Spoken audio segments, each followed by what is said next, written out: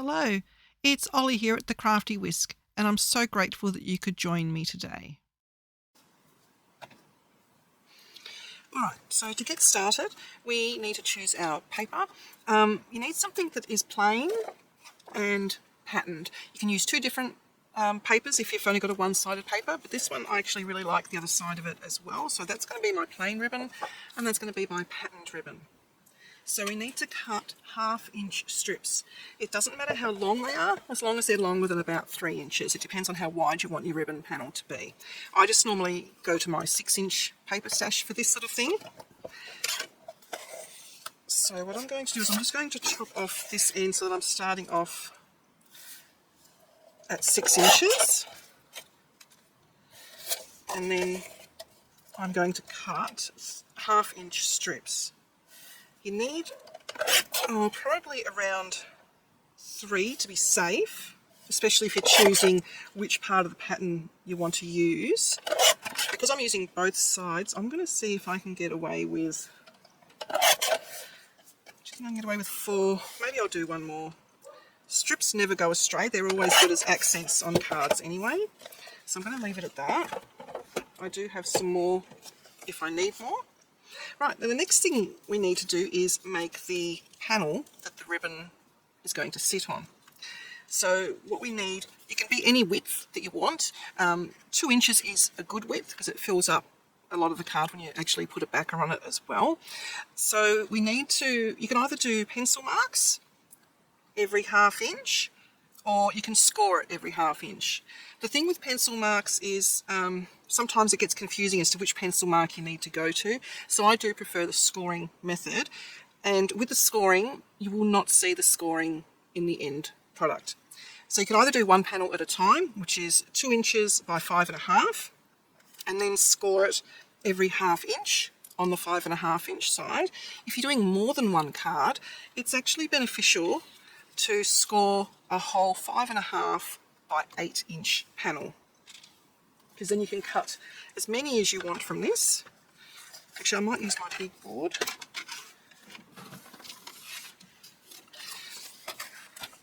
Alright, now I'm going to start over this side because I'm right-handed and it's just easier for me, and this has a nice ledge on this side as well. If you're starting from that side, it's just basically 1/2 inch, 1 inch, 1.5, 2, and so on. So from this side, I'm going to be at 11.5, 11, 10.5, 10, 9.5, 9, 8.5, 8, 7.5, 7. And that gives us 1/2 inch score lines every 1/2 inch. We don't need that anymore. Now this is where you've got some decisions to make. You can either do the standard 2-inch panel, you can do 2.5, 3. Probably wouldn't go any more than 3 unless you wanted to cover up most of the front of your card. So I'm just going to do a 2-inch panel, and I'm going to leave the rest so that I can decide on future cards what width I want. I normally do stick with 2. So we're going to cut it on the long side because we need the 5.5 length. And I'm just going to cut it at 2 inches. Okay, I'm saving that one. So now we have our little 2-inch by 5.5, and it's scored every 1/2 inch. Now, like I said, you can go and use pencil and with a ruler mark every 1/2 inch. I actually find that way confusing. So now I'm just using a non-slip, I think this is a baking sheet. It's just a silicone non-stick or Teflon, I'm not sure, something like that. Because I'm going to be using tape runner, and some of the adhesive might get stuck, so you don't want to get it stuck to your craft mat. Now we start with the plain side. So I'm just seeing, right, that one's got a lot of white on it, so we're using this side first. So we are putting adhesive on the pattern side. Okay, and we are going to start from, sorry, I'll just move it up, the top corner to the top edge of the strip, and then we're going to finish with the top edge of the strip just on that score line there. So top edge of the strip to the top left corner, and then to that score line. So top corner, top edge to the score line. And I prefer to cut as I go, because when you cut this bit off, it actually is the correct angle to start your next strip. And I'm just going to get rid of this bit at the same time. I would suggest to use scissors rather than a paper trimmer to trim these bits off, because you will get adhesive on the blade and on the blade of your guillotine or trimmer, and it's much easier to clean a pair of scissors than it is to clean a guillotine or trimmer. To clean adhesive off these scissors, you just use eucalyptus oil with a little bit of a cotton bud. Eucalyptus oil is normally available in the health aisle in supermarkets because it's a good antibacterial stuff as well. So enough of that. We've got the angle that we cut off here. That will line up perfectly on this side. The next strip, we are starting on the second score line. So the first strip, that's the score line, the first one there. We're going to score line number 2, and we're going down to score line number 3. Excuse me if my head gets in the way. It's one of these techniques where you kind of got to be over your work. Okay, so I've gone to the score line there, to the score line there, and that's a nice even gap there. Again, I'm going to cut that off. That may come in useful. And we're going to continue along. That one's got a lot of white on it, I'll use that one. So we are going to start at the 1, 2, 3, is that right? 1, 2, 3, yeah, the 4th score line, going down to the 5th score line. Oh, I did the wrong side. Oopsie daisy. I'll use that one. You were probably all yelling at me, weren't you? You've done the wrong side. Alright. Score line to score line. Like so. Again, cut off the edges.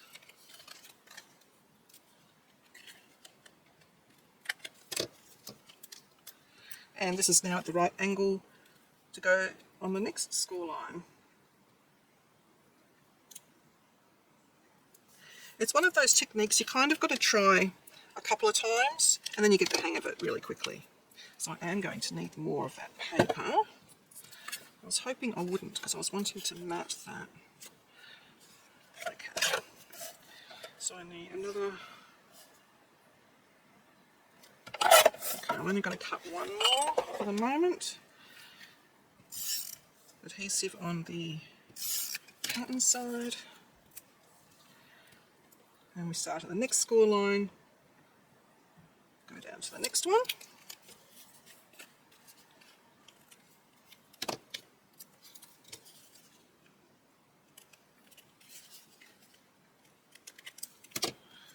And now for this last one, we are going to start at the score line and we want to finish at the bottom corner.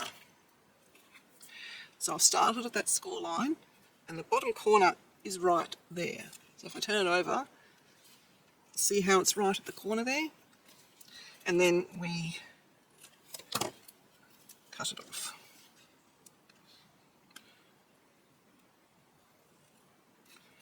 Longer bladed scissors might be handy for this bit, but I don't have non-stick ones.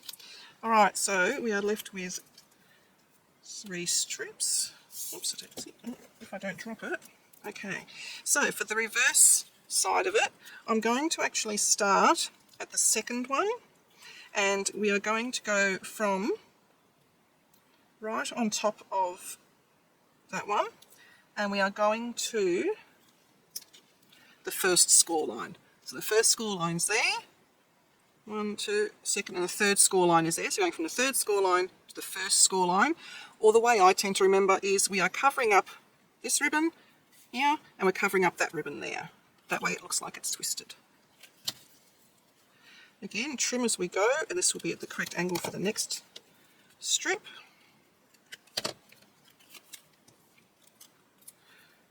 And again, covering that one, and we're covering that one, like so. And depending how long your strips are, sometimes you can get away with doing that, but I'm not going to, unfortunately.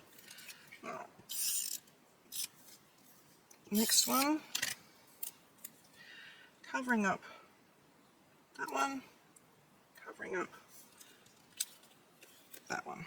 So you can sort of see how it's coming along now.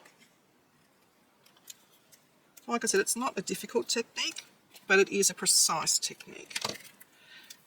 And I'll show you in a second. See how you can't see any of the score lines? There's a score line running through there, through there, through there, and you can't see them. That's why I prefer doing the scoring method.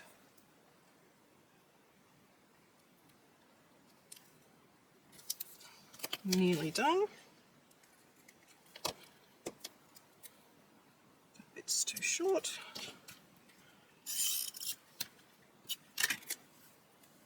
Okay, this bottom one, again we are covering it, so basically going to the bottom left corner and then up to that one. So you can see I've gone to the bottom corner and then covering that one. Oops.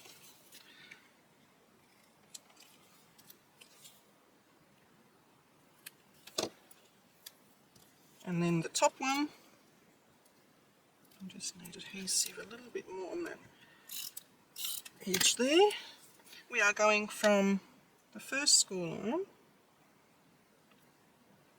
to the top corner. So we're going to that corner there with the bottom of the strip. Like so. And then trimming off the excess. Always turn your work over, just trim away the excess. It's normally easier to see, especially if you're working with coloured cardstock or two different colour bits of cardstock. Right, those bits are scrap. So that is the panel of Twisted Ribbon. Now I'm going to mat that layer onto the same colour. So I need to trim this to 5.5 in length. And in width, this panel is 2 inches, so I'm going to do 2.25. You can do a skinnier one if you wish, and just do like 2 1/8. It gives you a very, very slim edge. You can glue this, but because I've got the tape runner out, I might as well just use the tape runner. And it's going to be the same length as your card base as well. So this will actually go edge, bottom edge to bottom edge and top edge to top edge. And try and get it on straight. You know me, I have an issue with getting things on straight, which is why I love glue. So I've actually ended up with too much on this side. Easy fix. Pop it back in your trimmer and trim it. And now I've got an even amount on both sides. Now it's up to you which is your top and bottom. I prefer to have the pattern paper starting at the top. So now we just grab the card base, which is 8.5 by 5.5. Score it at 4.25. Or you can do a top folding note card as well. Fold it in half. I like going into the corners. It gives me a much more precise result. And then we're going to adhere that down there. I like to have it sort of just a little bit of a gap there. You can double mount this as well. I will show you an example I've done where I've double mounted it.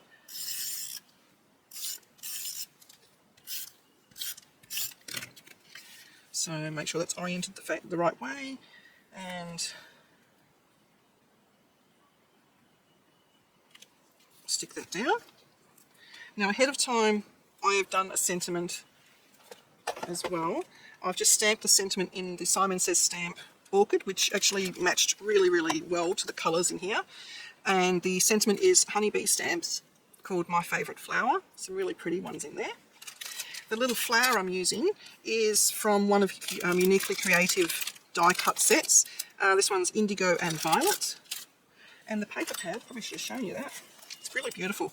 It's from Spotlight or Frenchville, called Painterly Blooms. Lots of really pretty ones in there. Alright, so now to finish this off,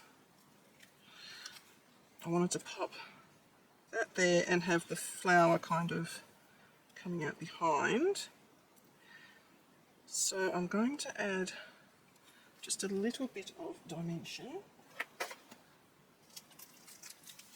Now I discovered that my favourite little adhesive dots from Snazzy Scrappin', which is here in Australia, you can now get 1mm high ones from Spellbinders too. So for everyone in the US or the UK, this may be a more cost-effective option for you if the postage is too high from Australia for the Snazzy Scrappin' ones. The Spellbinder ones are square, Snazzy Scrappin' are circular, but the Spellbinders comes in 2 sizes as well. You've got small squares and big squares. So I thought I'd buy these and give them a go so that some of my viewers from other countries have more options. These ones are more cost effective for me because I don't have to pay the shipping costs from the US. So I'm just going to pop these on. I'm not going to worry about the stem.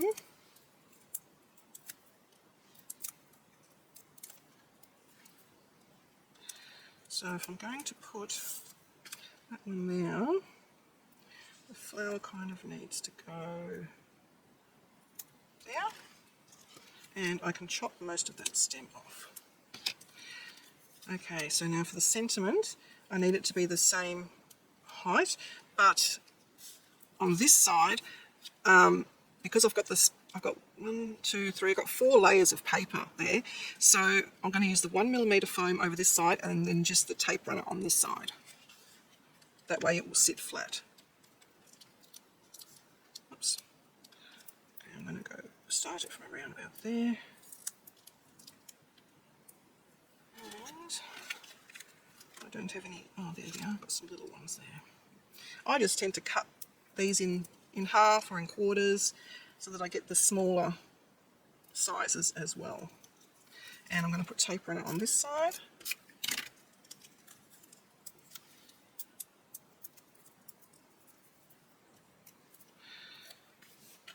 And then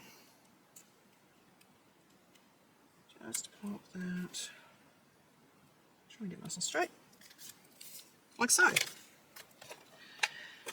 Now, I think it might need something up in this top corner.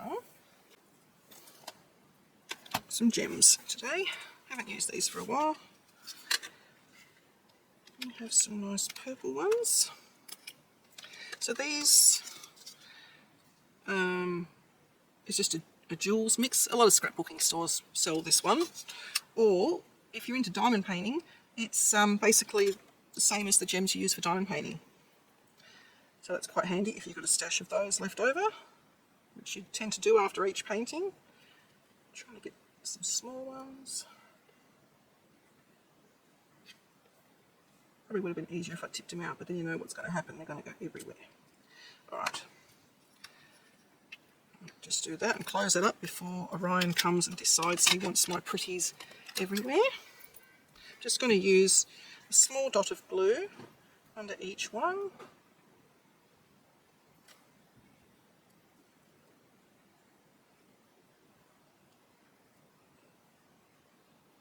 Doesn't matter what sort of liquid glue you use. I'm just using art glitter glue, which I've decanted into a small little thing. So there you go. That is the twisted ribbon technique. Now I'll show you some of the other examples I have. So I've also done one for welcoming a baby, and I've just foiled a sentiment that was in a kit. And this one is using the same paper pad and the same sort of uniquely creative die cut thing. This one was almost like a washi tape, and I adhered it to some cardstock and then fussy cut around it. And the sentiment is also from Uniquely Creative, and I have just foiled that in purple to match. And they are all 2 inches wide, the panels. So there you go. Let me know what you think, and if you've given this technique a try in the comments below. It's a really pretty technique. I think it would work for multiple occasions as well. Thanks, guys. please like and subscribe to my channel and hit that notification bell so that you don't miss it when I bring out a new video.